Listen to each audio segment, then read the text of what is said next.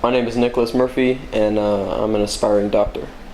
Where did you get your undergrad degree from, Nick? And where do you plan on going to get your medical degree? I went to Florida State University for 4 years, and I recently got accepted to Kansas City University for medical school. What experience do you have in the medical field so far? I have roughly 1,000 hours of experience at Orange Park Medical Center in the emergency room there, working as a scribe, filling out medical charts, and working one-on-one with emergency physicians to see patients in real time. Was there a moment that made you want to become a doctor? And if there was, what was that moment?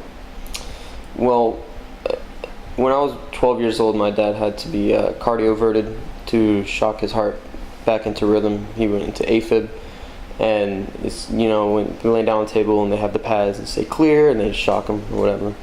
But that was kind of my first introduction into the medical field, and I was being 12 years old. I didn't know a whole lot about it. My mom's an accountant. My dad is a small business owner, so our medical knowledge was somewhat limited, and we were kind of in the dark and had some concerns and questions with my dad's heart, and seeing how the nurses and physicians there helped put our minds at ease by giving us the answers and information we needed in our time of need. That's something that stuck out to me, and that's one of the reasons I want to be a physician, because I want to do the same for people.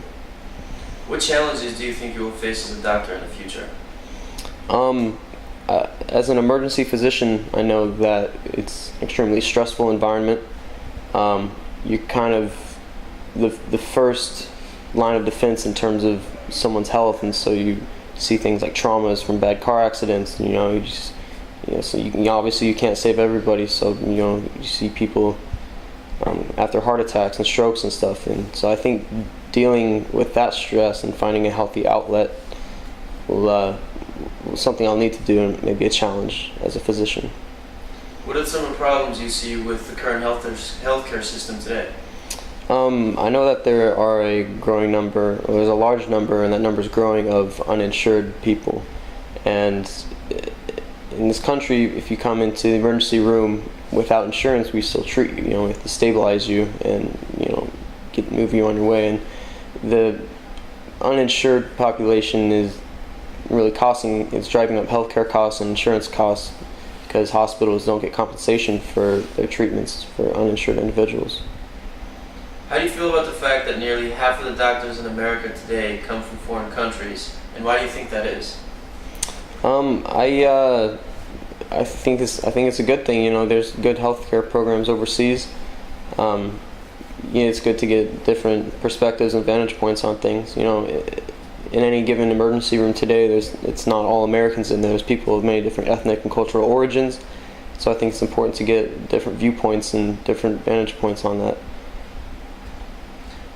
So you went through your journey of getting a 4-year degree from the University of Florida State, and now you're on your way to starting medical school.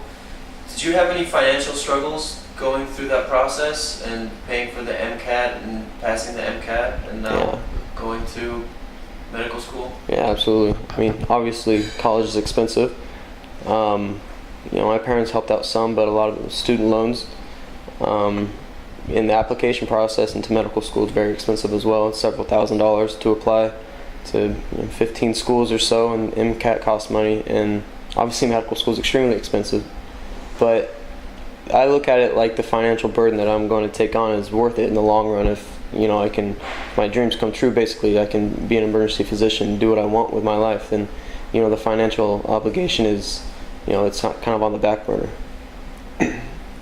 All right, Nicholas, thank you. Good luck on your journeys. Yeah, thank you.